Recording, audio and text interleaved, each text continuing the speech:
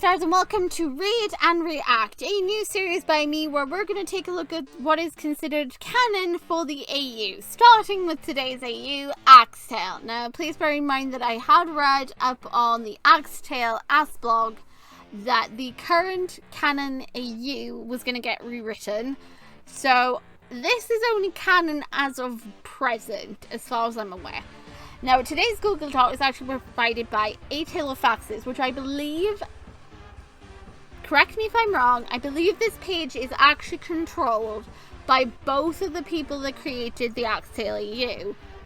But again, I could be completely wrong. But they compiled all that they could in the amount of time they had. They didn't include everything, so I will have to also delve into the Axetale blog to get some other interesting information that I came across there that I should probably mention. But yes, this was provided by them. So first, let's read the disclaimer first, so you guys know what you're getting into, and that way, if you feel that you want to walk away, you can do it before you, get me in trouble. So let's just get on with it, shall we? Welcome to the Axetale, an AU inspired by Horrortale, created by Apple Studios. That alone tells you that this is going to be dark, really dark, and if you couldn't stand the darkness of Horrortale, then you might just want to start walking away right now, or run, or roll, or plop. It's up to you what way you want to leave. Please be aware, as the Axetale universe contains strong, triggering elements and horror, including but not limited to cannibalism. It's Horrortale. What do you think it's inspired by? It wouldn't be a horror-themed universe if we didn't have some eating of others.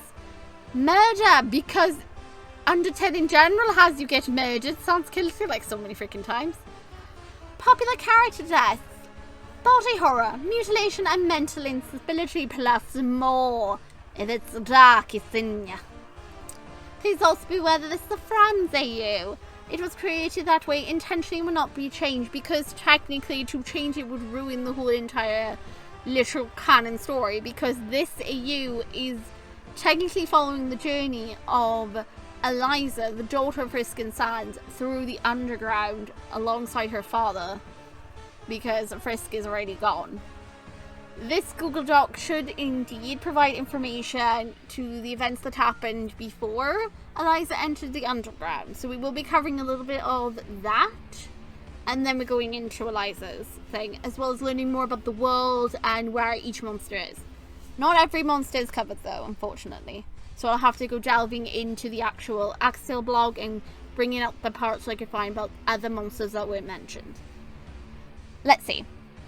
Axetale was created by uhhbananafrappe and azulandrojo. I'm so sorry I botched your usernames. I suck at these. I really do. With major contribution from Moosey Monster, who makes a lot of the comics, and Zemiki and the Undertale community. Oh, well done, community. Look at you guys providing as usual. Good job, guys. Right. And they've also got a link to the canon. This is canon. This is a canon fanfiction that is called Fraction. This is actually canon and is created by them for the AU. We will cover that if you guys want me to. Now, look by here. Ew, Frans. Why Frans? Frans is that word. This series was created as a spin-off of Horrortale, specifically a universe that contained Frans by uhhbananafrappe. It is depicted as a relationship between two consenting adults. Both were of consensual age before baby was conceived, okay? And also, just to clarify, Sans did not like Frisk right off the bat. It took many years for Sans to get used to Frisk and to even get anywhere in the romantic sense with Frisk. So, that being said, let's keep reading. Both of sufficient age. If you can't grasp that or you don't like it, you know where the door is, you will not be acknowledged or reacted to. Yes, because unfortunately, as soon as people hear that, they assume it's the one between the child and the skeleton. No, this is between the adult, fully grown freaking woman version, the adult, because again, technically, Frisk didn't have a gender in the game. Technically. How is Sans Eliza's dad? He's a skeleton. Okay, I have to also point this out. Technically, he's a skeleton monster, isn't he? He is a skeleton monster. Thank you. Not a dead human skeleton. Who's to say what he can and can't do? If you choose not to believe in that, or don't know how to use imagination, think of Eliza as manifesting of Frisk and Sans' bonded souls. No need to be explicit then. Or just think of it how, you know, Goth came into existence. For those who've been on my channel a long time, you probably remember that comic dub I did that showed the origins of Goth. Goth popped into existence as soon as Reaper and Chino just got in the bed. They woke up and poof, kid was there. They just poofed. I'm like, wow. That's what happens, kids. That's what happens when you just, you know, it's the Sims way. That's pretty much how it happens. The Sims get under the covers. They don't actually do anything. They just make sounds. And then hearts just floating up. And then poof, the pixels appear.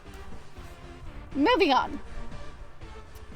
How did Sans react to Eliza being his daughter? The subject will be covered in the fanfic. Fractures widened first reset. Okay, so Flowey's in control there, he says. Okay, thank you so much.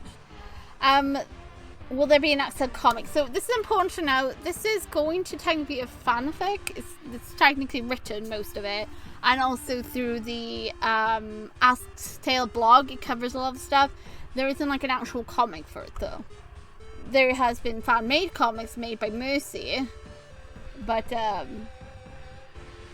lot of them technically does state that none of the current comics are canon, that they are literally based in an alternate universe of Axetale. But I'll have to find the actual ask with the response to like show you guys, but I remember specifically reading that because I was like, oh, that's cool, that means I could cover it. No, I can't, because it's technically considered only canon in an alternate universe, not actually canon to a current story. Oh well, moving on. What happened to the wiki? Okay, so this is why we're not reading the wiki. I got tired of people leaving horrible comments. Editing my hard work, that is really frustrating when people just go and, you know, start like editing it and adding their own goddamn things. When you're working on the goddamn wiki, it's so frustrating. And just the general sort of having to deal with that website. In time, I'll make something new. Until then, I'll answer any questions you guys might have, which is also why we're reading this Google Doc provided by them. Any questions that can be answered from this list will be directed here or will be deleted. Likewise, any ask that I or Azula consider rude, incisive will also be deleted. Okay, so this is why I think they both are in control of this particular page. This is from both of them because it is mentioned by here that I or Azul. So I think this might be Frappe. Is this Frappe? I don't know.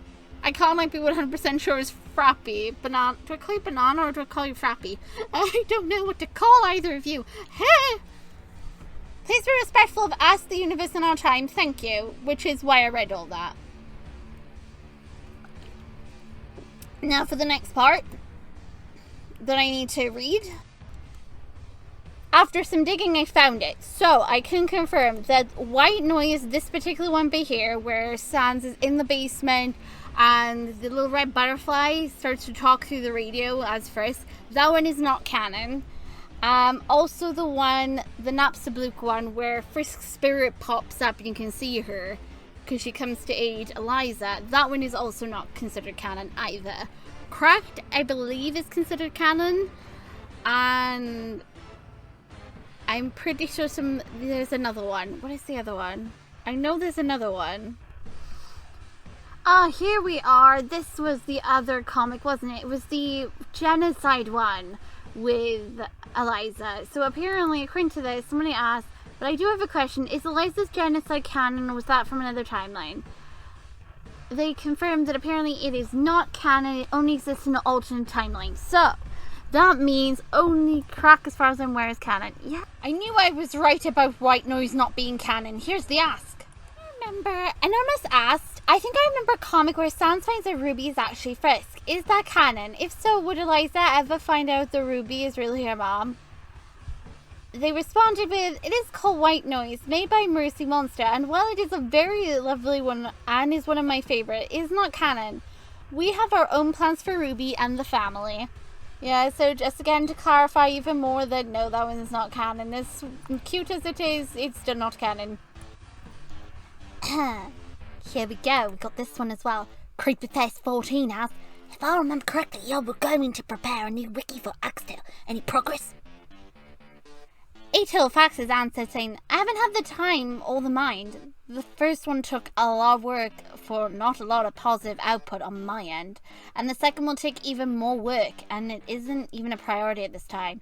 If you want a little extra info, I made a doc with a lot of important information on it.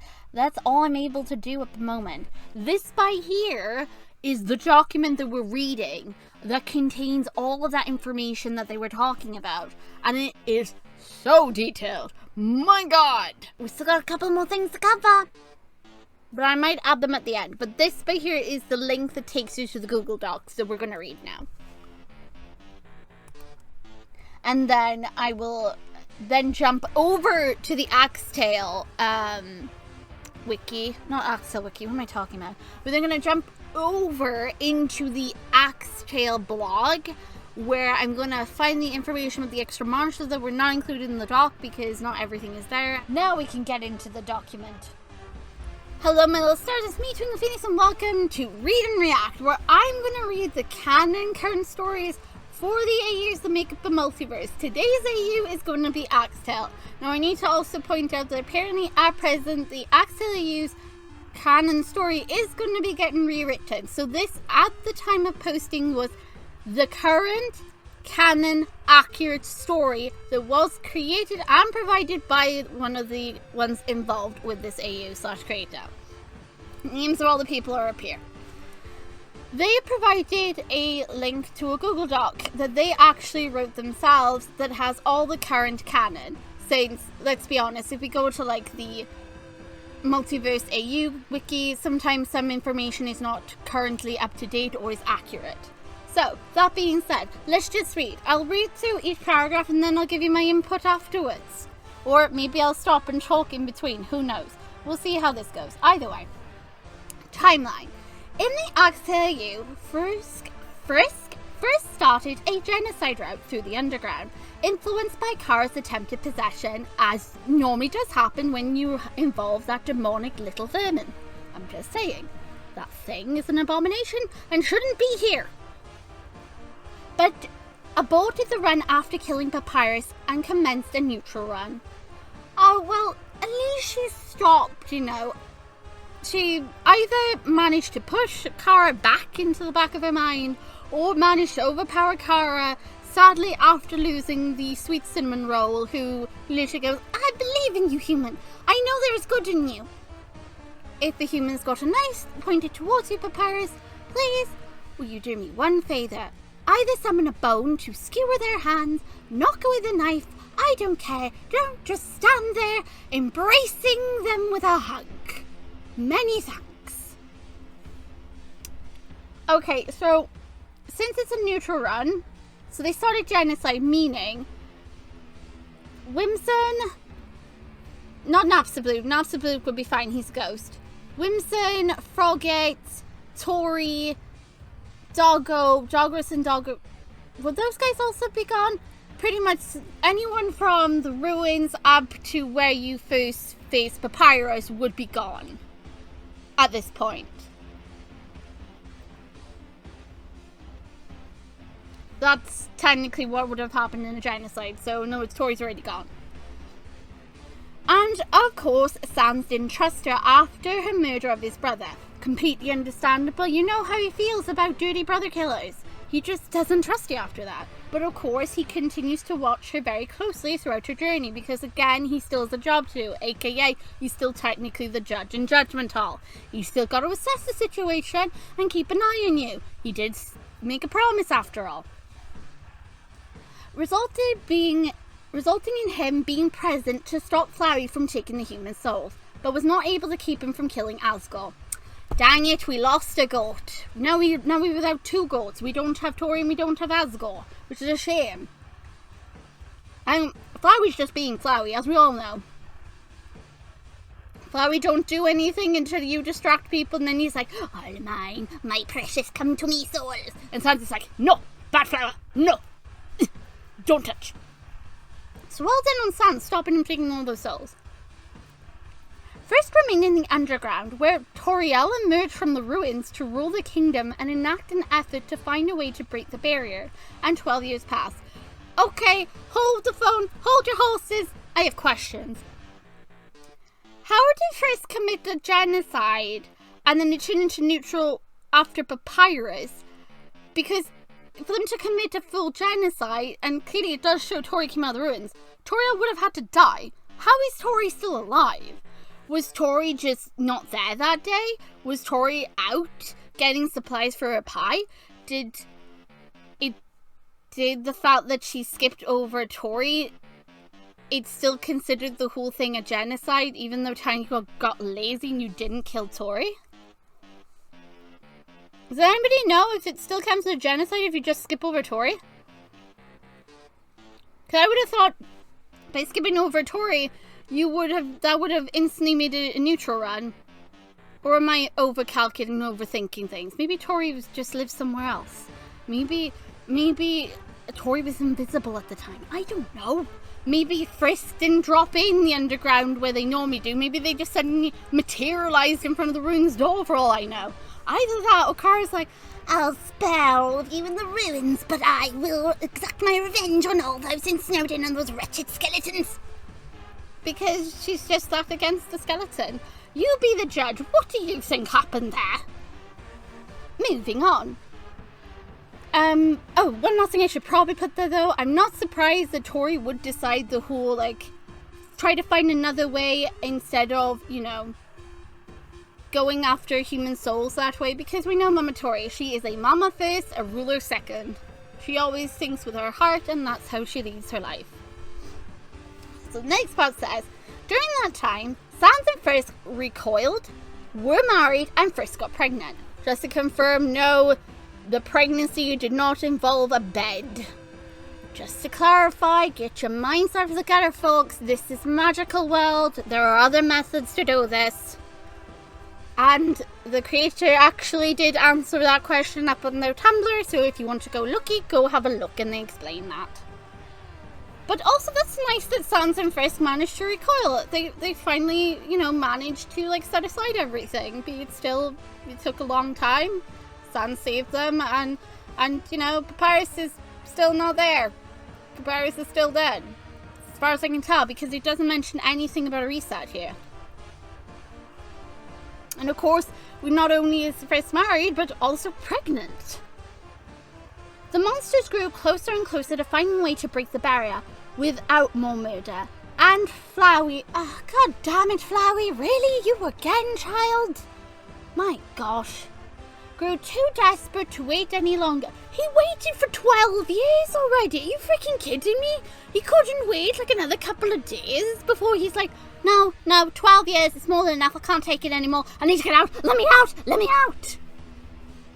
Freaking out, he sneaked into the palace one night and killed Tori. Tori, you literally have fire! How did you die by flour? What the fudge and biscuits? What happened? Did he suffocate you as a pillow?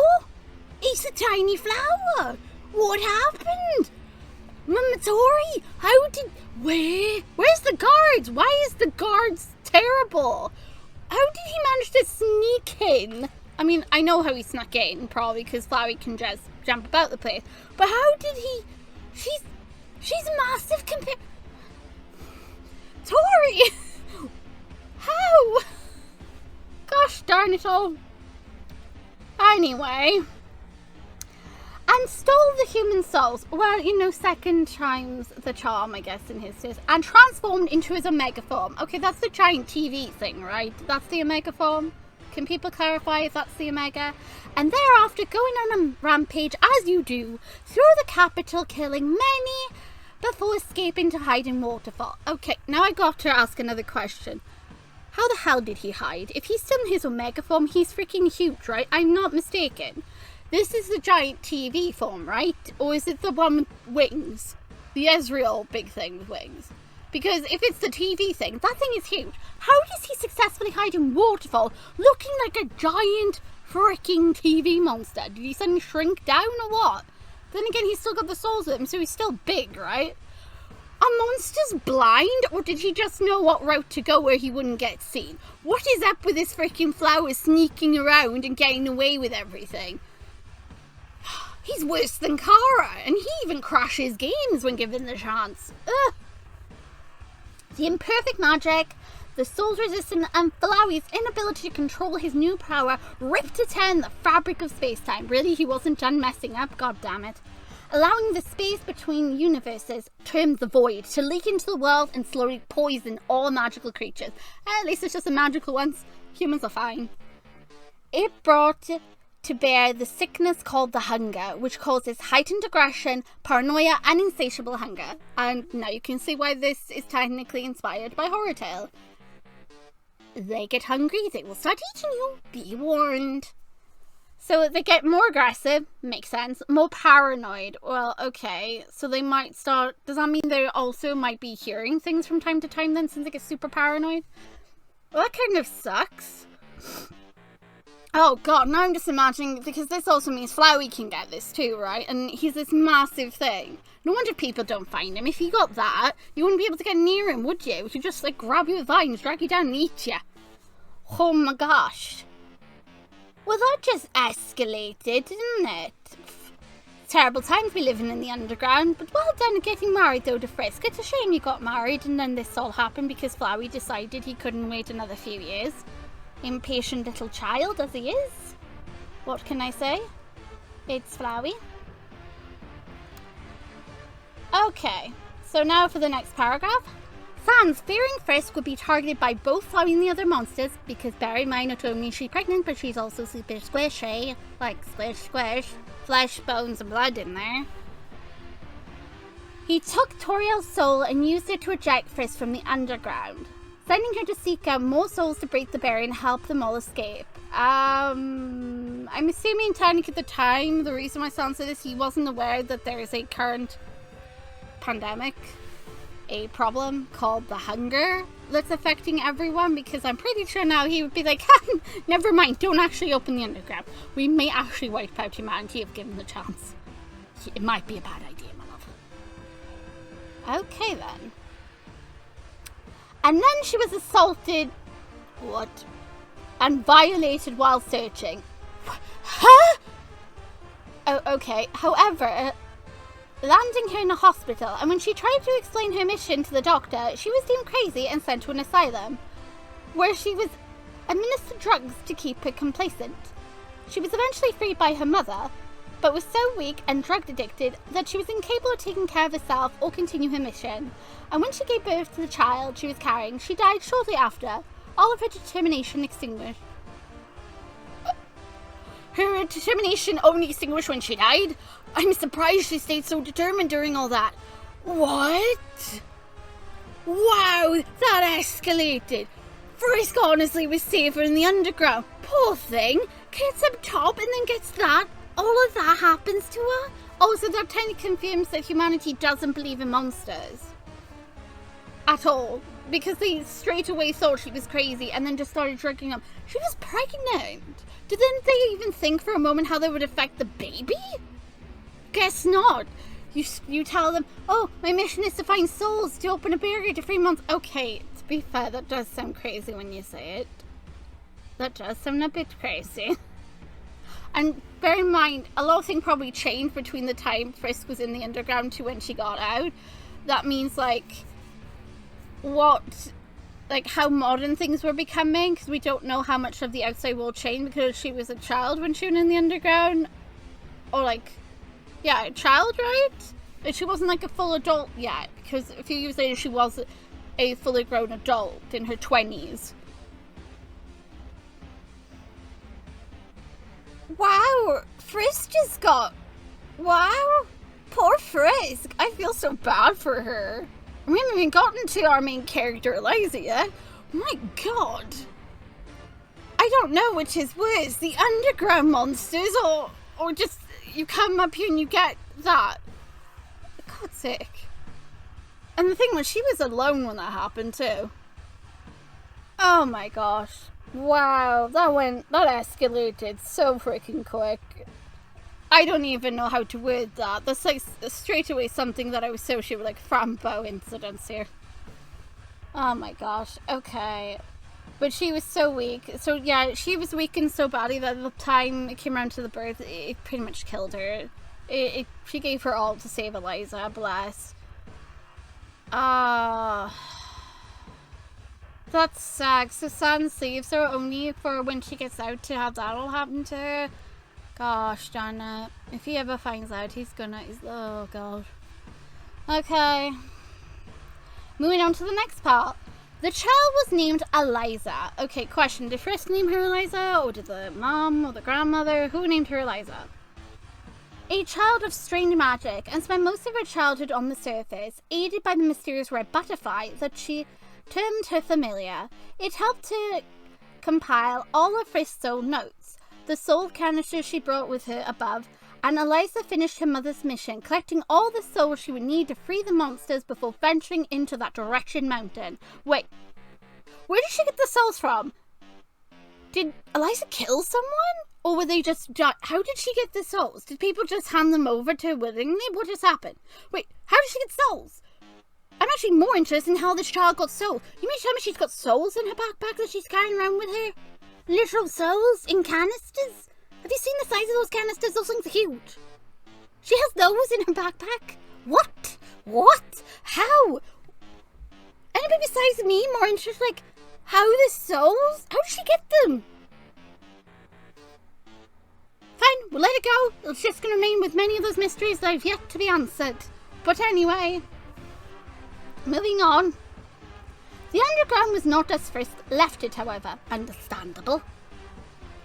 It had deteriorated completely. In the 16 years she left the hunger running rampant through the once so hopeful monster kingdom, it was left most of the population devastated, only the cleverest and strongest yet living and destroy much of what the kingdom once was. Eliza has her work cut out for her. Understandable. So of course, in the time all this was going on, Frisk having her own literal hell.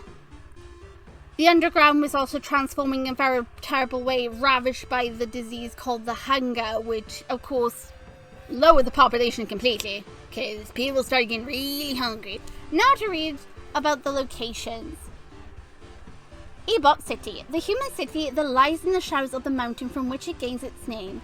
A rancid black water overrun with crime. Wow! It sucks! Why are we even thinking about letting the monsters out to go there? It's rampant with crime when she gets there. Then no wonder she got that done to her. Bless. So it wasn't even safe for her to be out in the first place. And Sans didn't even know. Because again, Frisk was young going into there. Probably the world was very different. And then when she got out, she didn't know what she was going to get herself into. It's not like that stuff happened in the underground to her. The world was pretty much a fantasy where things were going okay. Well, except for one flower having a little bit of an issue. But still. Grandma's house. Eloise Orson's house. And the place where Eliza grew up. Falling to pieces through age and repair. The asylum. One of the last psychiatric asylums left in the country, and the place Frisk was held against her will. Frisk's mother sued them for malpractice after the discovery of Frisk's pregnancy and the damage done by the drugs administered to her, and it was shut down because of the lawsuit. Oh, bless. So the mom, well done on the mom, instantly going after them for that. As soon as she noticed the neglectment happening, instantly went after them, shut it down. But it's a shame it had to be after Frisk went through all that for it to finally get put out of business, but gosh darn it. Ebot, an ancient and inactive volcano located in the midst of a forest. An iceberg covers one side. Ooh, an iceberg. Ooh, that's interesting. I like that concept. And at its feet lies a lake and a heavily used landfill, long rumored to be cursed. I like it. The Autumn Refuge, aka the Ruins. Oh, I really like the name, the Autumn Refuge. Oh, that's really nice.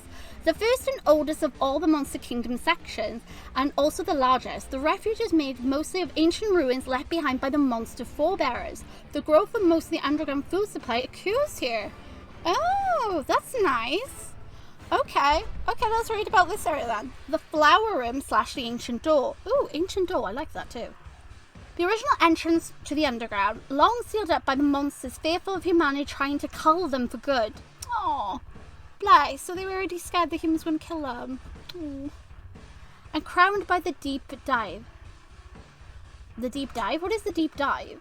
The long tunnel leading down through the mountainside, through which both Frisk and Eliza fell to enter the underground, the last remaining place of the first human and the haunting hunting grounds of a nameless horror.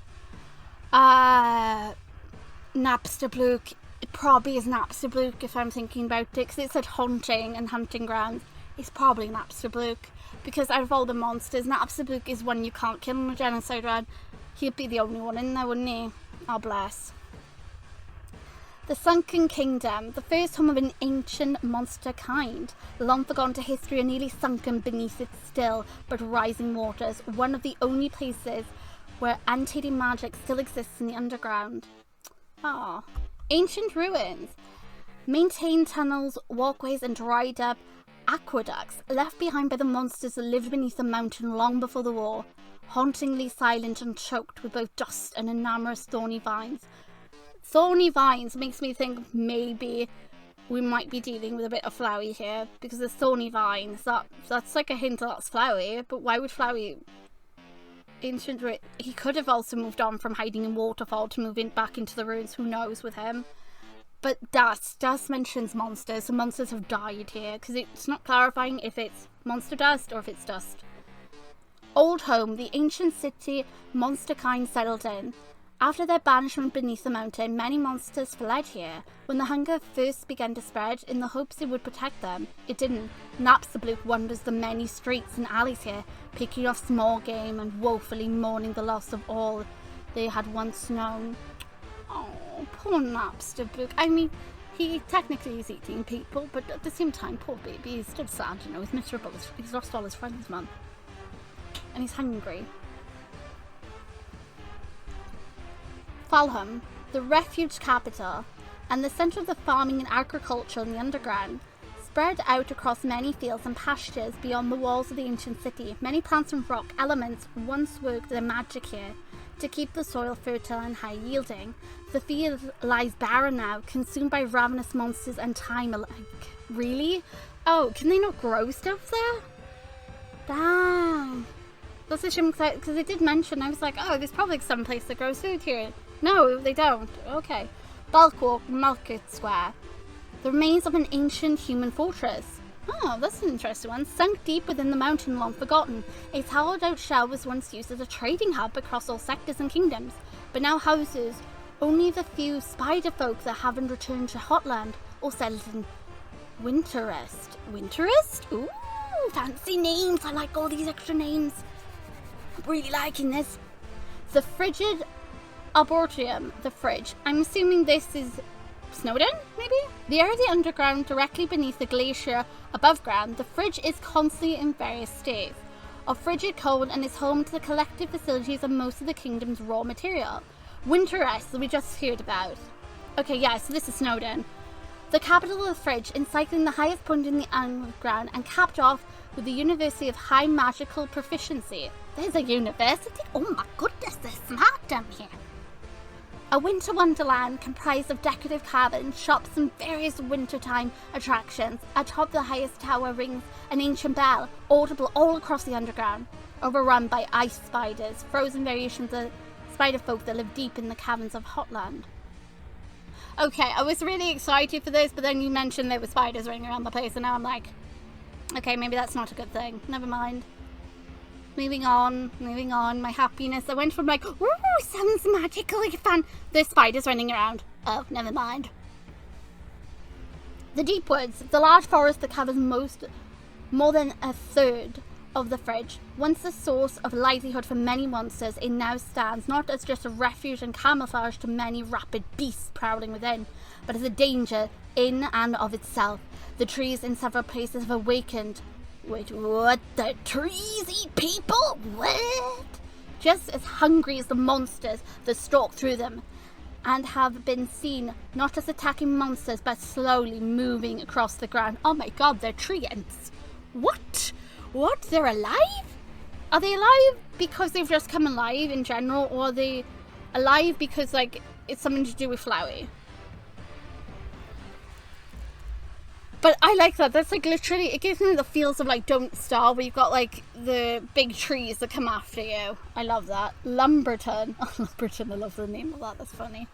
A sawmill, wood-producing plant, and small village located at the heart of the deep woods, long abandoned and used as Greater Dog's den, decorated with many skulls. Oh dear. Oh my. The dust of fallen monsters and the giant twisted dog monster's claw marks. Oh dear. I don't think I like the sound of this place anymore. I'm starting to instantly regret reading about it in the brochures. Theron. A town settled at the base of Cold Iron Cliff. Oh, I love all these names though. Where the workers of the nearby mines rested from their labour. Their mines provided a great deal of iron and stone the kingdom required for its infrastructures. The town had attempted its own quarantine before a ravenous dragon monster moved into the mines and slowly picked them off one by one. It now stands barren, though the dragon emerges from time to time to search for prey. Ooh! Oh, that sounds so cool! A dragon! Ooh! Ooh! I love it! Sorry, I shouldn't be loving this, but I think that's so cool. Ari, a city built... Again, I apologise if I mispronounce anything. A city built on the side of a mountain that houses a great deal of the kingdom's winged and floating monsters. Okay. Only accessible through the ability of flight. Most of the underground's air elementals called this place home, and from its peaks, the mail service was run all through the kingdom, along with numerous transportation systems and courier service. No one knows what became of the monsters high in the nest, but none have emerged since the hunger took hold. Oh god, did they eat each other in there? Are they all freaking dead? Or did they literally, like, rip each other's wings off? Oh god. Well, this... I was like, ooh, and then, and then, ooh. Wow, this is turning into a reaction of everything. The Crystal Castles. Ooh. Okay, let's read more. The ancestral home of water and ice elements. God, this place sounds epic. A series of intricate, beautiful, and legendary ice castles sat at the northernmost section of the fridge. They oversaw the cleanness of the rivers and lakes of the underground. Once upon a time, but a few years after the hunger had overtaken the kingdom, the castle shattered and fell to pieces, slowly poisoning the greater river with dust. Ugh, so wait, when you're drinking the water, you're literally drinking... Ugh. Nasty. Oh, here's Snowdon. Okay, I thought maybe they were Snowdon, but no, here's Snowdon.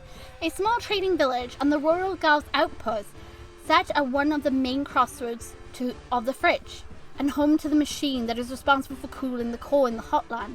Really? It's in Snowdon? What? It's moved? Oh wait, no, this one is used for cooling it in hotland. Oh, that's clever. That's really clever. The machine has long ceased to function, contributing to the damage the core has taken. The village has been completely cordoned off and surrounded by traps by sands and papyrus. Oh god, a stronghold against elements and enemies both. Oh, so they've literally taken over the village. So that's where sands and papyrus is. They're in the actual village and they've taken over it and like surrounded with traps. Oh, that's really clever. Huh. At least we know where Sans and Papyrus are. But wait, Papyrus is dead, isn't he? So is Papyrus alive again? Was there a reset then that restored Papyrus? Is that how Tori was alive? Because there was a reset that happened. But then wouldn't that mean Asgore would be back? Okay, I'm overthinking it again. Somebody explain how Papyrus is alive to me, please. Because, yeah, they set it up after the hunger, right? That's what this is implying. Because they set up all the traps around the place, right? Okay, there's some things that don't make much sense to me. I feel like I'm overthinking some stuff, but, you know. Moving on. Waterfall. Continuously awash with water, both falling, flowing, and still. Waterfall is responsible for the production of most of the kingdom's textiles, as well as food from floating gardens powered from the hydroelectricity. Oh my gosh. Plants and valuable salvaged resources from the garbage dump, it is also regarded as Underground's most beautiful sector. Springhaven. All these names are absolutely freaking gorgeous. The second largest city in the Underground and the capital of Waterfall, shaped into many layers like those of a fountain. The city is constantly under the fall of rain and operates most of the kingdom's business sectors, along with many smaller, more independent businesses. The Underground's mostly specialized and selected school. The Magic Tech University is located here.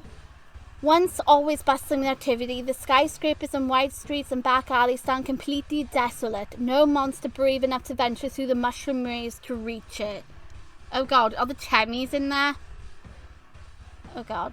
Marsh deep, the mushroom maze. Once a Thames set within a large copse of ancient mangrove trees, well known for their cultivation and skill with fungi, the mushroom maze now stands in its place and was taken over most of the northern sector of Waterfall, fed by the fueled water and the monsters attempting to flee new home. No monster besides the one that created it has emerged from within.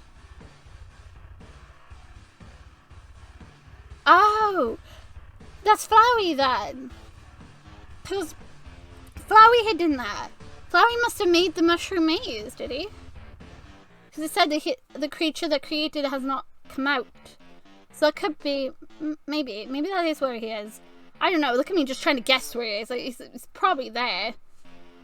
Okay, next is the Coast Harbour, a completely underwater city set deep in Waterfall's largest lake, home to many plants and water elementals, fish and amphibians, and other waterbound monsters. The floating gardens once dotted the surface of the lake, tended by its denizens, and many piers lined its shores, bringing merchant boats back and forth across its surface. The water of the lake has not stirred in years. If the hunger crept beneath its surface, none seem to have escaped it. Oh, bless. So they also got hit with it. Oh, that's a shame. Riverview. Okay, we're going Riverview now. A widespread scouring of smaller valleys joined into one by many bridges, stretched out and around the great river and lining the edge of the Echo Flower Swamp. It's a swamp? Oh, dang it. The keeper of monster history... Oh, God, Gerson. Gerson's most notably among them, and the tunnel the village spread across are well known for the beauty of their glowing crystals, home to such a sight as the Wishing Room, the Constellation Overlook, and the Hall of Memory. The bridge here have largely collapsed from water, rot, and despair, both stranding and dooming any monster that survived their collapse, and the crystals just grown dark, plunging Waterfall into darkness. Wait, that's just freaking black. How's Eliza supposed to find a way through that? Come on. You're just making this dreary as can be. No freaking hope of getting home. My good lord, I don't think she... Oh god, we're getting to the Temmies, don't you? Let's just read about Echo Flower Swamp, the Dead Swamp. Oh god, the Dead Swamp? Oh jeez. The former home of the prized and unique echo flowers, long extinct? Oh, through excessive consumption and neglect. Oh yeah, because the monster would start eating them if they got really hungry. What stands in their place are carnivorous mimics of their form. Oh god! Speaking in whispers to draw prey into their trap, the swamp itself is nearly impassable.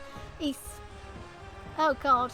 A stinky, backed up, completely dark wasteland of death and prowling predators. Oh god.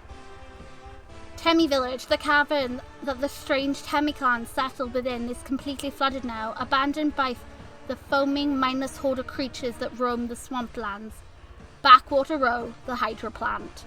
A small settlement that rose up around the hydroelectrical plant and the entrance to the dump, largely populated by rodent monsters. The populace once sorted and regulated the outflow of trash from the dump and maintained the plant, but were long ago hunted to extinction. Oh, freaking heck. The plant has become completely inoperable since then and sits derelict beside the overflow toxic dump. Oh gosh. Wow. Oh good lord. Okay, the dump itself. The runoff from the landfill above ground, teeming with potential treasures. Monsterkind has plummeted its depth since it's begun to accumulate, and owe many of their technology breakthroughs to the tech they found among the garbage. It is ruinous, hazardous waste, now hunted by insane creatures that, oh god, hunted by the insane creature that was Mad Demi. Oh gosh, so if Eliza falls down there, Eliza's gonna have to deal with Mad Demi trying to kill her. Mistvale. The proximity of Waterfall's lava to Waterfall Lake created the hot springs that these resort town was built around, and they produce a mist so thick that the construction of a lighthouse was essential to navigate between the two areas. With no food to be found here, and the difficult terrain has been almost impossible overlooked by the hunters. It's been almost completely overlooked by the hunters. Okay. Moving on to Hotland. Good lord, I'm ready. Located at the heart of the mountain, Hotland is composed largely of various arid vistas, from desiccated canyons to rivers of volcanic glass to entire lakes of lava. The core lies here, producing most of the power that fuels the underground. This is the sector of the kingdom that refines the raw material that the rest produce. Summit, the glowing jewel and the capital of Hotland. It's the centre of commerce and wealth. Most of the underground's well-to-do monsters dwell here, along with the University of Monsters, technology and the entertainment industry. The gates were shut tight at the advent of the hunger. No one still living knows what transpired within. It lay silent beyond its towering walls. Oh god. Because think about it, if the door was closed, they were all stuck. They were locked in there. There was nowhere to run. They were trapped. The Royal Lab. Oh. Frickin' heck. Alphys, okay. What's happened here? The location of the kingdom's greatest minds, ceaseless in the pursuit of higher knowledge, and the betterment of monsterkind, a husk of its former glory, occupied only by ghosts and shambling horrors. The amalgamates nest here, guarding the secret of their creators. There is no mention of Alphys. Okay. Coal maintenance tunnel. Frisk's original path through Hotland. Many stairwells, elevators, and tunnels climb along the outside of the massive machine that composes the core, essential to its maintenance, falling apart and abandoned. But for monsters hoping to avoid those hunting them. Goldberg, a retirement town for the oldest of the underground monsters, and as well as the location of the underground mint and central banking system. Dragon-owned naturally, nothing remains but long, cool pools of gold, dust, and rubble. Obsidian, a small city cut off from the river of volcanic glass, well known for their skills and production of glass items such as windows, vases, and fine statuary. Empty. The hot winds whistle through the obsidian houses hauntingly. Singing a derelict tune. Something unnamed sings along with it. Oh, that's Chiron.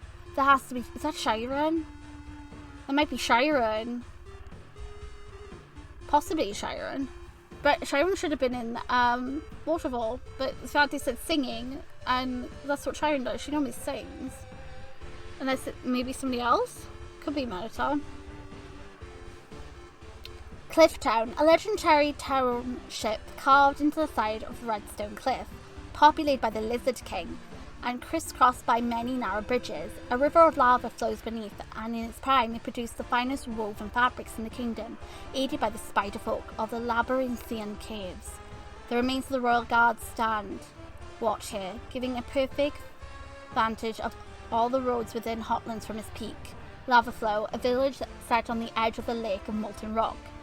The earth is while home of many fire and plasma elements, much lies within the confines of the lake, and what lies beneath the surface is well kept secret among its denizens. If any elementals still survive, they dwell beneath the surface and do not come out. Oh, good lord. Okay. Where's my thing? I guess I'm drinking this then. Okay. Labyrinthia Cavern, Muppet's Lair. The ancient home of the Arachnid clan. Though all arthropod monsters were welcomed within, the cavern formed a natural maze, littered with hidden riches and secret treasures, and were once a popular attraction for children, catered by the most industrious of the Spider Clan. All riches, food, and remaining monsters have been gathered to Muffet's lair deep within. Now her smaller sisters venture forth to seek food for the gargantuous, swollen former beauty nesting within the hollow carcass of her former pet. She ate the cupcake! Oh my goodness, she ate the cupcake monster? Are you kidding? She's here when she's ate everything? Of course she has. Right, I know where I'm avoiding. Fire Jam Industries, one of the Underground's largest employers, seeing to the mining of elemental channeling gems and gold, the maintenance of the core, and the smelting and production of metal, building materials across the kingdom. Housing their employees in the apartments the Mettaton bought out and formed into one wing of his resort. The company's massive warehouse was once outfitted into a refuge for fleeing monsters, but stands empty of all but the most desperate. Well, at least there's some still in there. At least they're not all dead. The Hotel Resplendid, Mettaton's resort, the largest hotel in the underground, located at the foot of the core engine and rising a monumental 34 stories high, complete with restaurants, bars, casinos, mysterious and disappearing hallways, large pools, and a fabulous and grandiose host. Mettaton attempted to house and assist those fleeing the hunger here, but the resort was overrun as the panic grew and was stripped of all amenities before being left to rot. One being still resides here. With the right offering, he may reveal himself. Whether that is good or bad thing has yet to be determined. Okay, so that could probably be Mettaton. Mettaton might still be in the resort, who knows? I'm guessing he might be there, who knows? Now of the core, a gargantually geothermal energy converter, the source of most of the underground's electrical power and gas's greatest achievement, falling apart due to damage, disrepair, and age. Its halls are haunted by the remains of what used to be the underground's shining star. Oh, wait, so Mettaton is there, so who's in the hotel?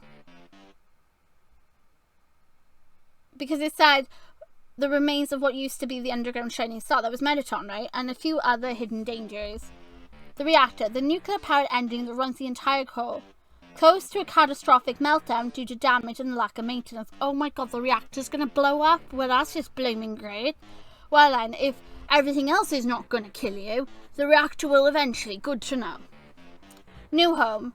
From a stretch of grey and unyielding stone created by long-cooled lava, New Home was built as a new and hopeful temporary home for the growing population of monsters. The expansive city once housed well over 2/3 of the population, and is separated into 3 sections crowned by the royal palace.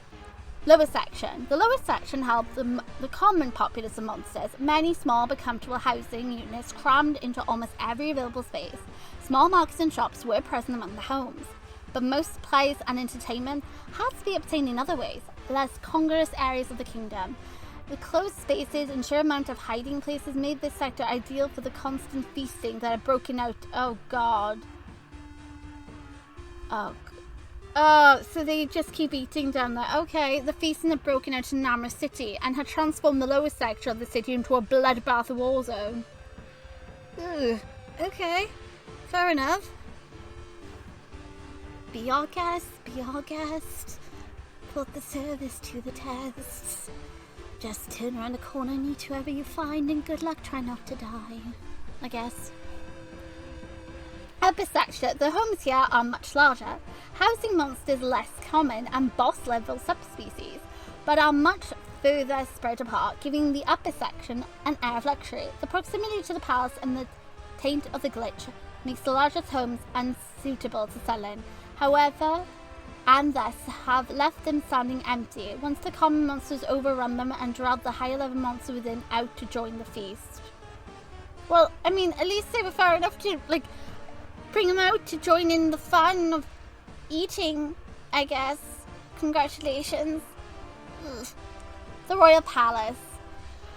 Once the mighty home of the royal family, overlooking the entire city, from its place atop a sloped hill, built straight into and from the side of the mountains, and remarkably humble for a palace, though anyone that knew the royal boss monsters wouldn't expect any less after Flowey's rampage and the dereliction of its abandonment, the palace is a husk of when its humbly glory, given a wide berth despite the potential it holds for salvaging resources. Anything that the presence of the glitch within doesn't drive away, the enormous spines surely do. Oh boy. Judgment Hall. Once a place of judgment for the wayward soul, all that remains of the hall is broken glass, shattered columns, and vines the size of school buses, slowly but surely attempting to tear it down completely. The throne room. The throne room of Asgore's personal garden has seen better days. All of the once so carefully tended blossoms have died, and the statue erected of the peaceful ruler has been torn as cinder on its plinth by the encroaching vines. The barrier room. The only remaining and accessible exit to underground. The Etzwolf's resting place of the human souls taken in the location of the glitch. So the glitch is at the barrier.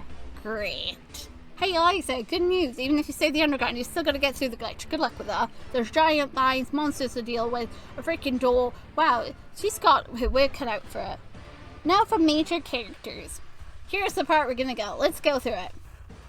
Character 1. Eliza, a 15-year-old sorcerer, daughter of Sans and Frisk. She also technically is been confirmed by the creator that apparently she's monster, but she has human appearance.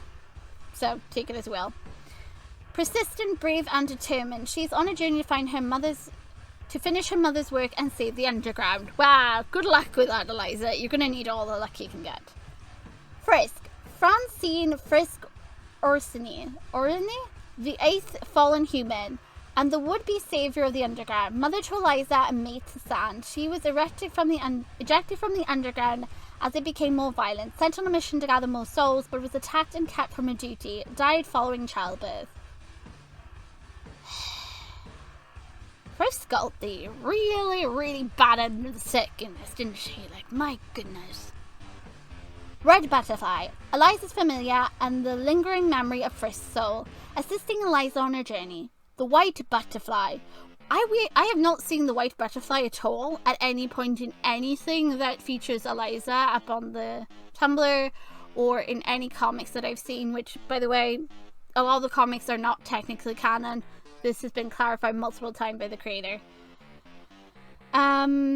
Eliza's lesser familiar and the remains of Tori's shattered soul. Aww, so because remember, Frisk took the soul. Sans took the soul of Tori, gave it to Frisk, pushed her through the barrier. So that Tori's magic is the reason the baby was fine. Because Sans monsters, for a human and monster to have a baby, it is technically, it was told about that apparently you need monster magic and human to keep the baby okay. Tori's soul probably was that surrogate that was needed to keep the baby alive all the way through the birthing thing. All those months where she held the baby, that's why the baby was still there. Tori's soul probably was still there, and that part of her stayed with the baby. Tori's watching over her grandchild. Ah, oh, bless Tori. Even when she's down and dusted, she's still technically right there protecting kids. Tori. Mama Tori, best mum. Okay, now let's read about the lovely grandmother, aka the mother of Frisk. Eloise, she's called. Frisk's mother and Eliza's grandmother. She raised Eliza above ground, okay, after Frisk passed away. Senile and abusive, she neglected Eliza's care. What? Okay, so she probably, in all fairness, since nobody believed Frisk about obviously marrying a monster and monsters existing, she probably thinks that the baby came after the bad stuff that happened to Frisk when she, you know, came to the surface. Also, well done to the mother, you know. All those years, her daughter comes back out of nowhere after being missing for like 12 years and already just wants her daughter back in life, only for her daughter to go through hell in an asylum. She gets them done for literally making her daughter addicted to drugs, and then her daughter literally dies during childbirth. She either knows who the father is or she doesn't know, and she turning all that hatred towards her, but also says by here that she is going senile. So her memory is going too, is it? Either way. Poor Eliza. First gets it hard, now the baby does? Oh, for God's sake. Can no one catch a break in this AU? Carl, the first human. Don't use the term human. That thing is not human. Either way, dead many long years, died many long years and buried in the flower room. Their spirit has haunted its resting place for hundreds of years and attempted to possess Frisk and Eliza. They don't intend to fail this time. Well, I hope you do fail, because you're just annoying. And also, technically, we don't even need your car for this. Flowers already wrecked the AU anyway. By just being an impatient little poop. Scarlet Moth. A blood-red moth with the image of a grotesque smile across its wings. Car's mouth. And their best attempt to sway Eliza into committing another murder to allow them to possess her. Okay, so if Eliza does any killings, she can get possessed by the moth demon child. Okay, kids, remember, if you see a red moth with a big smile on it, squash it. Slap it. Bug spray on it. I don't care. Kill it. No one's going to judge you. I'm pretty sure Sans will not hold it against you and be like, you started a genocide, right? No, it won't count towards a genocide. It's completely fine. It's already dead. So it's okay. Moving on to the next one, we got Napstablook. A Mauritius ghost monster and music enthusiast. One of the monsters least affected by the hunger, still retain most of its mind. Resides in old home, desperately missing his cousin. Oh, so he actually is... So he's, even though he can, it says least affected. So I mean, he does technically still get affected by it, but it's not as bad because he is a spirit. Oh, bless. He misses his cousins. Oh, poor Napstablook. Poor baby. He's lonely. Doggo. Now completely blind. Oh, poor doggo. Bless him. From fighting a swarm of snowdrakes, Doggo hunts the woods by sound and scent alone. He uses his knives in battle but prefers his teeth. Okay, I like that fact that apparently he lost him in a fight with a swarm of snowdrakes, giving like more like backstories as to why he's blind. Doggeress. After killing and eating dog meat, to keep him with her. Oh my. Okay. Well, that just escalated. My gosh, I was like, oh, poor Napstablook, and okay, that makes sense. And then, okay, she just literally ate someone. Okay, fair enough. Now we've gone back down the creepy route again. But there was me, like, slowly recovering and be like, oh, okay, now we're going to get into, like, something now. And then, whoop! No, never mind, we're going back into the creepy grounds. Okay. After killing and eating Dogamy, to keep him with her always, and to prevent anyone else from taking him from her, she wanders the wood talking to herself in the form of her husband. Her eyes have mutated, merging into one single klepto eye, and she yields twin axes. Well, fair enough. We won't judge her at all, okay? So she just talks to herself, because apparently she's talking with her husband, because he and her are one, and apparently she had him. Fair enough. You do what you need to do. Greater Dog. Grown to incredible size, his armor rusted and falling apart, Greater Dog has taken residence in Lumberton and hunts the woods there. His face has been torn apart by an eruption of extra teeth from his jaws. Oh, poor baby. So literally, his whole mouth, oh, bless him. Some more teeth have grown in. So the monsters are evolving based on, like, the environment they're in. So, yeah. Oh, gosh, that must have been super painful for him. Oh, bless. Grifftrot, still bitter. Well, sounds like him. About the monster that used to decorate his body and homes with trash, he sought his revenge in a horrendous manner. Oh, wait, what did you do? Oh, God. Using another monster's bait to draw others in and slaughter them in mass. Mutated into a many-limbed horror cable climbing what? And living among... He lives in the trees now? Excuse me, already was pretty creepy as a freaking deer thing with face and teeth. What? No. Oh, that... Oh. You made that one 10 times worse when it suddenly is like able to live in the freaking trees and climbs up them. Oh gosh, no. You went for revenge though? Petty little thing. Well, he's not even petty. Nice ice cream guy. Griffstrap's accessory in his plan. What? Oh god, this is just getting dark, isn't it? Okay, I'm gonna try to bear with it. Gertrude's accessory to his plan. He had fixated to his nice ice cream cart and had his limbs cut off helplessly, prey to drawing the others. He lives in a never-ending pain, consumed over and over, day after day, only to be fed his own entrails to heal him every night. Believe it or not, he is a willing participant. What? Why is he willing? Well, I mean, I guess technically he can heal himself by eating. What is this AU? That is so messed up.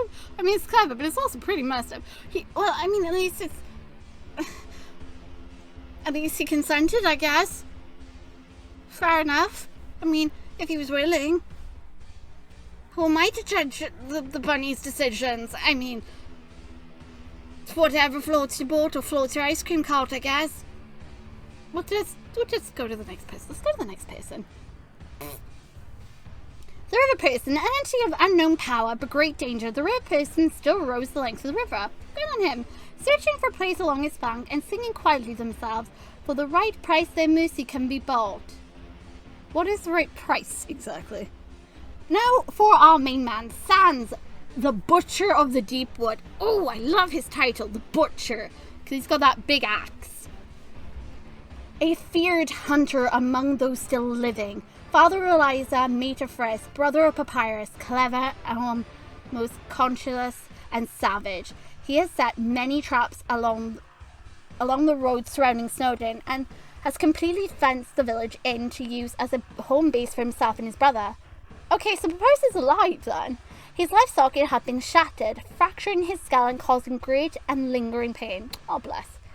He wears the clothes he did before his corruption and madness, though they have been irrevocably stained with blood and oh dear, along with a golden locket, a gift from his wife. Yeah, so Sans has always got this locket on him that he will squeeze at times, and that's from his wife. I think that's such a sweet sentiment, though, that he's always kept that on him. Okay, moving on to the next part. Let's read about Papyrus, who I thought died, but I guess there must have been a reset at some point to bring him back. But apparently Asgore didn't come back. So I don't know how that one works. Uncle to Eliza and brother to Sans, Papyrus is much as he once was. Despite his damaged appearance, charismatic and vigorous, but it is an illusion. Papyrus is creating an elaborate fantasy in his mind, blocking out as much of reality as he can to protect himself from madness. Oh, unbelievably strong. Can be incredibly dangerous if his illusion is broke. Oh god. Well, don't break his illusion then. If he wants to believe everything is sunshine and rainbows, let him believe everything is sunshine and rainbows. Grown to an almost extreme height, his spine, coiled within his chest cavity, is capable of extending to great length. Oh dear. Is there an illustration of what this looks like? That sounds alarming. Moving on, let's deal with Gaster, father of Sans and Papyrus.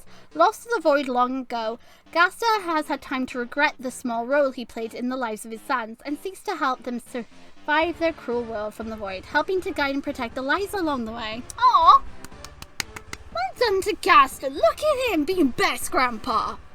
Look at him helping his granddaughter along on the journey. We like to see that. We like helpful family members. Okay, now for Undai. My PTSD is already starting. Please tell me she's fine.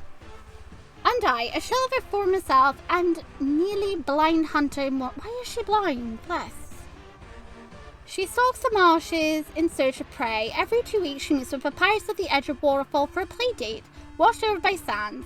He is the only monster Undai still recalls and is willing to spare. Oh, she only remembers Papyrus? Oh, bless. Wait, she'll remember Alphas? Well, I guess that's a small mercy. Okay, Raggle. A fungus monster. Oh, I remember this. It's that weird little mushroom thing that lives in the Temi village that you can go up and, like, poke it and talk to it. A fungal mouse that once dwelled in Temi village. He has long ago left and returned to the town he came from and has overtaken the area of Waterfall, encouraging the growth of large vestigial mushrooms that both enchant and ensnare his prey. Oh, okay, so is he in the... Okay, I know where he is now, so he's in that thing. They are slowly drained of power and life there to feed him, and their bodies are controlled by him remotely. Minds infiltrated by the spores. Oh my god, look at that mind control with spores. Clever freaking mushroom. Gotta watch him though. That's also really clever. Mad Jemmy. A bloated and insect-infested wreck covered in trash and rolling himself from the garbage in the dump.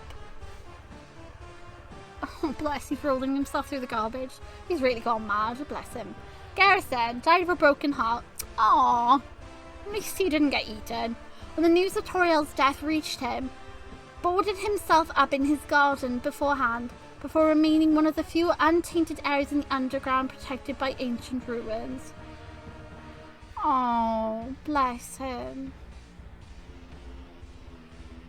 Okay, Flowey Ezreal. So this is where I wanted to know a little bit more, which is about the state of Flowey Ezreal, because it still raises a lot of questions. So let's see. Flowey Ezreal stopped pruning his Omega. Okay, so he is the big thing. Despite the death of 2 of the souls in his possession, Flowey is a wilted mess of vines and corrupted technology, secluding himself to the deepest parts of Wolfsville to avoid more powerful enemies. Every once in a while, Ezreal fights his way through Flowey's control, but is quickly beaten back. Oh, so Ezreal is trying to fight him. Ooh. Alphys. Guilt-riddled and depressed and alone, Alphys released the Alchemants from the True Lab when she failed to finish the barrier draining machine to find a way to stop Flowey, and lost to the hunger, they consumed her alive. Oh, she got eaten. Ooh. Well, that's unfortunate. Dear. The Alchemates, as we all know. Lemon Drop, the strongest of them. The strongest monster in the underground besides Flowey. The entire body is melted together now and has begun to accumulate other items to arm itself. The scent of lemon is extraordinary. Merryhead uses their multiple shelves to disorient and surround their prey, and vibrate an intensity and frequency that often causes the poor creature's skull to rupture. Ew. Reaper Bird, fractured across so many planes of time and space that are very rarely fully in one place at a time. Only parts of their body now serves them, more often as horrendously. Forever staring eye. Okay, with razor sharp teeth. Oh, good lord. Androgen, a furious and endlessly sound predator, an unparable tracker. Its saliva is so acidic it can eat through solid steel. Ugh. Well then, fair enough. Snowdrake's mother. It gathered consciousness of over 20 different monsters. Without her husband and son's interaction, Snowdrake's mother's mind slipped away from being and is now lost to the rolling mess. Watchman. The other alchemy that remains below in the True Lab, and is thus the sanest of them all. They still recall their lost friend and one of the halls waiting for their return, guarding the remains of Sound and Alphys' machine. Oh, bless. I think the Watchman is the one that helps you, puts the bed cover over you. Is that the Watchman? Royal Guard. The remains of the Royal Guards watch the common roads through Hotland in search of prey. The leader, a dragon monster oddly missing his chest plate, is so strong that he survived a direct attack from lemon bread. Oh my. Fair enough. Muffet. The now default leader of the spider folk, Muffet sits at the centre of the labyrinthine caverns in the hollowed-out ectoskeletons of her former pet, controlling her smaller sisters by way of a hive mind. They bring the gargantuan, bloated form of beauty any prey they can find. She possesses venom that can either put her prey in the delusion where they are happy and safe, or cause unbearable pain that they are incapacitated. Oh dear.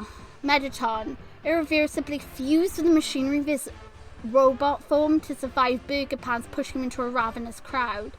Oh, so Burger Pants tried to push him in through the crowd where he would have been eaten, so he permanently fused with her. Oh, bless him. Metatron now rolls around the interior of the core in a severely damaged state, trying to find a way out and chasing both actual prey and phantom whispers, remembering almost nothing before the fusion besides faint memories of Napsterbook and Burger Pants' betrayal. Oh, I knew we couldn't trust Burger Pants. My goodness. Burger Pants. After escaping the resort to the tenement of New Home and slouching off most of the skin. What? Slogging off most of the skin? Oh, God, Lord. When you thought this couldn't get any worse. Burger Pants used all his willings to gain the trust of lesser monsters and convince them to run in a pack with him, to more easily take down larger, more powerful monsters, rather than fight on their own. His tact worked and gained him the trust and eventually subservitude of his fellows. His current rules one of the large sectors of New Home and barely needs to lift a claw for himself due to the loyalty of his thralls. So he literally betrayed Mettaton, threw him in to get eaten, and then he's tricked all these other ones to work for him so he can just be lazy all day and then he can just boss him around and get what he wants. Well done. Bratty and Catty. Early in the hunger, Catty was overrun by a pack of starving monsters, eaten nearly to death. Oh god. Before Bratty saved her, she tried to nurse her back to health as she slowly lost her own mind. Oh bless, but ultimately failed. In her madness, forgot who she herself was, remembering only Catty. She skinned her nearly dead friend and wore her fur? Okay then, well that's one way of becoming, finding your other self. I mean, that's extreme, but okay. Assuming her identity and fleeing into New Home to hunt, she, like Burger Pants, holds a sector of New Home in swaying as its leader, holding grudge against Burger Pants for not attempting to save Catty. Just freaking kill him, man! Forget about it, just kill Burger Pants! Asgore. The once mighty and kind ruler of the Monster Kingdom, Asgore was murdered by fire before Sans could step in and stop him. A memorial was erected in the throne room instead, which was, by tradition, sprinkled with his remains. Ugh. Tori took her place as a queen after Asgore's fall, murdered the Night Flower, succeeding in sealing the souls. Sans used her soul to send Frisk through the barrier, and she helped protect and fuels Frisk for the rest of her pitiful short life until her soul finally shattered through sheer exhaustion. So I was right. Tori did everything she could to help it, even up to the very end. Best mom. Best freaking mom. Ah, Tori. Best mom. Okay, so let's read this last part down here. Let's read these things down here now. So this is major ideas / items. The hunger. The void sickness that overcame monster kind. A reaction to the mist of the void leaking from the glitch. It caused heightened aggression, paranoia, and extreme insatiable hunger. The glitch itself. The time, the space-time the flower created on accident through its own ignorance and inability to control its power. The void. The space between universes filled with otherworldly creatures. Not meant to be accessed by the living, though powerful monsters can travel through it for a few moments. Monster cannibalism. Monsters still fall to dust if their souls are overcome and extinguished, but the monsters of the universe have grown clever. They keep their prey alive while they are consumed / harvested, allowing their souls to shadow only when they've successfully gotten everything out of them possible. Oh god. So they know what to... They can eat you while you're still alive. Ugh. Sorceress, the magical, talented offspring of monsters and humans. Basically a monster with a human soul. Sorcerers. Okay, so that's what she is. So she's that. She's a magical offspring of both. It means she's basically a monster that has a human soul. Okay. Soulmates. Two souls destined to be one. Linked across both time and space. Once tied together, the soulmate will share their longevity, often perishing at the same time. Frisk and Sans were soulmates before her death, yet he still lives on. Like, he has not given up. So, I don't know what made it so that Sans has outlived her. Like, if they're soulmates and they're attached and everything, I'm kind of glad he didn't dust. Anyway, the locket. Yes, the locket. Frisk's soulmating gift to Sans. He will never remove it, which means if anyone tries to take that, they're probably losing a hand. The bracelet. Sans' soul gift to Frisk. Eliza found it amongst her mother's old belongings. Oh, there's a bracelet? I didn't know there was a bracelet. There's a bracelet. Does that mean Eliza has it? The journal. A gathering of Frisk's insane ramblings from a time in the asylum.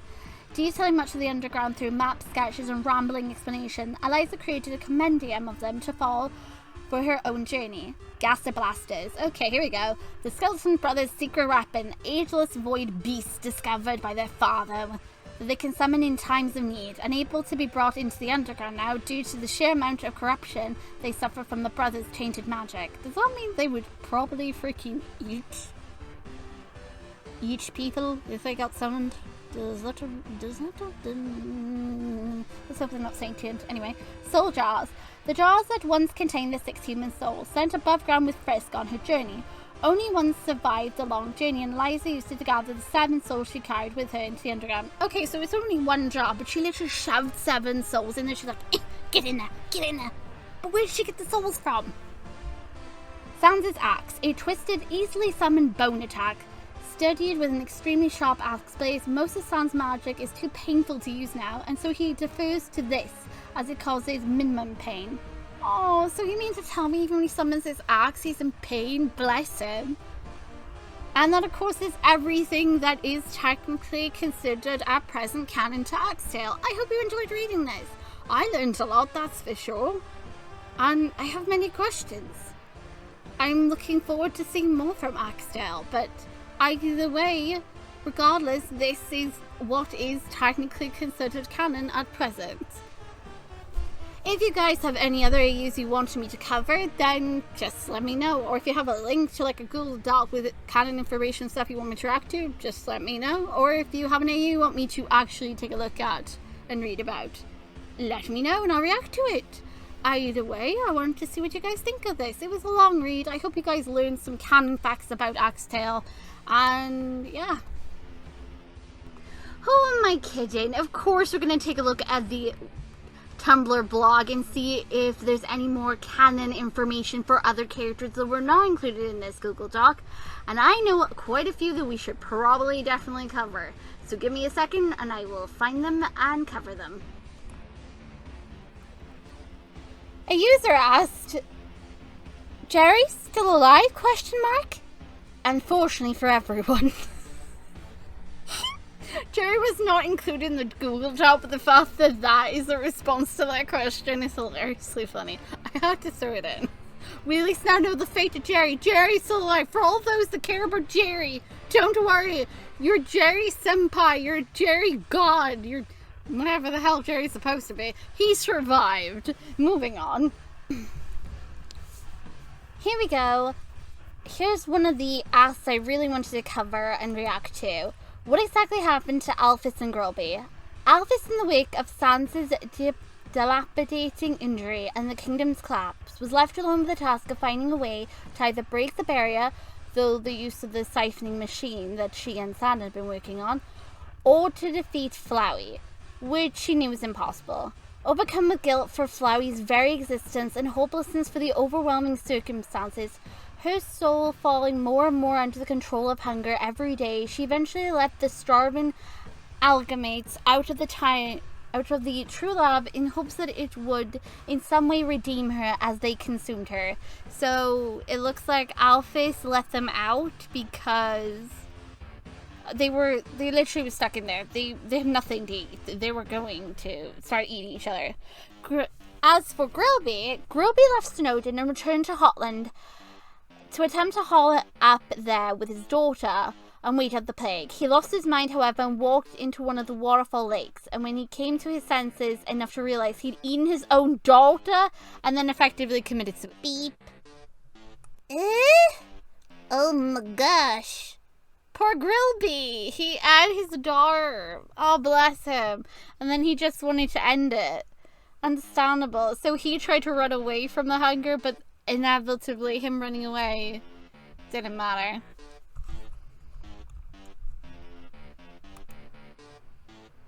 Well, there's another one we learned about that was included in the Google Doc, but my goodness. Ooh, okay, so I found something interesting to note when it came to Frisk's mother. So it says by here,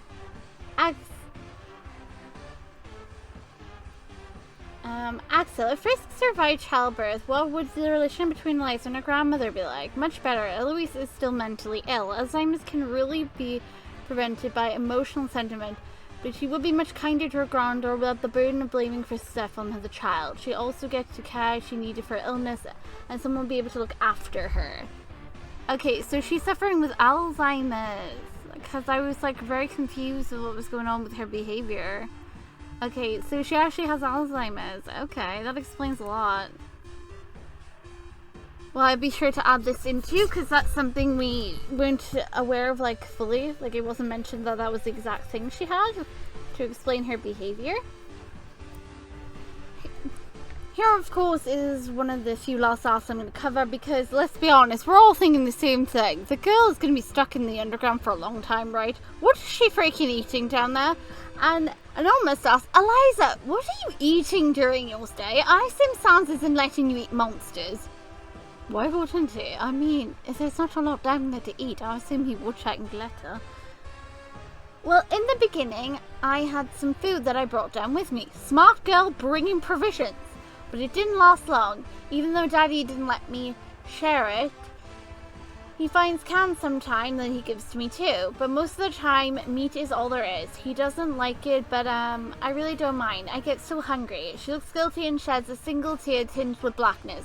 This confirming that, because let's face it, Eliza technically is a being with magic, aka she's slowly getting affected by the hunger too. Meaning, yeah, she's going to eventually get paranoid, aggressive, and yeah, really freaking hungry.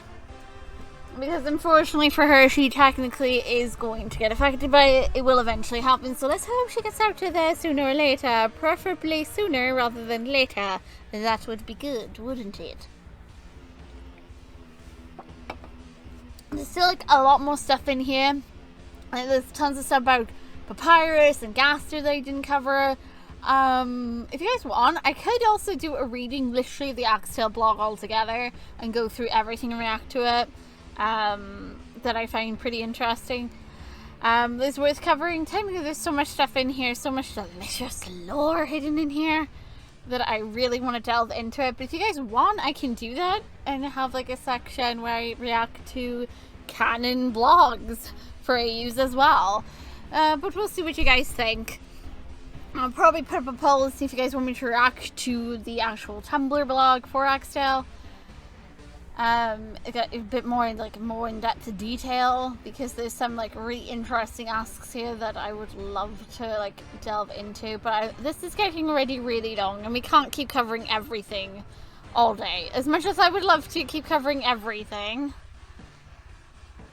you know, we're getting to the point where this is going to get a bit too long. And, oh yeah, so this is curious, yes, there's an Axetale as well, but that is a completely another AU that we'll have to cover at another time. Either way, I hope you guys enjoyed this. I'm sorry it got pretty long, but I did ask if you guys wanted to see this, and you did. So hopefully I covered everything, and I give the proper credits to everyone, and that we covered everything, that we know where we are with this. But yeah, this is still getting updated and adjusted here and there. Thank you so much for actually taking the time to make this Google Doc. This was so informative. I learned so much about the environments, the characters, the story. And of course, let's not forget that the wonderful Ask blog that is up has got so much more lush story that I could delve into. But unfortunately, if I did, goodness knows how many hours this would be, and I'm trying to keep this as small as possible since a lot of people don't like the super lengthy stuff. Either way, I hope you guys learn some more about the canon, and on top of that, let me know down below, did you have a favorite monster, or did you find at least one monster in there you feel that maybe got the worst end of the stick out of all of them? I'm never looking at the nice ice cream one ever again the same way after this now. Never again. Just not gonna look at him the same way. But to each their own. Again, don't go harassing anyone, because let's be honest, this is how we ended up losing Axetale, and as well as how we lost Flowerfell. Let's not go getting rid of the AUs that we've got. Be respectful. If you don't like something, just shush. Move on. Find something else. You don't need to interact with something you don't like. End of story, end of discussion. So I actually enjoyed reading that, and I love learning more about Eliza. I love seeing more about this version of Sans. All the characters, to me personally, they're so very interesting, but I also feel like, poor freaking Frisk! Bless her soul! The stuff she went through. My gosh. Anyway, there was a whole other bunch of stuff I was supposed to say, but I really can't remember because when it hits nighttime, my mind goes places I don't even know. Either way, I hope that you guys do watch this all the way through and like you took away something from this. And yeah, that was quite an experience. Anyway, thanks for watching. Bye! All the links will be down below in the description.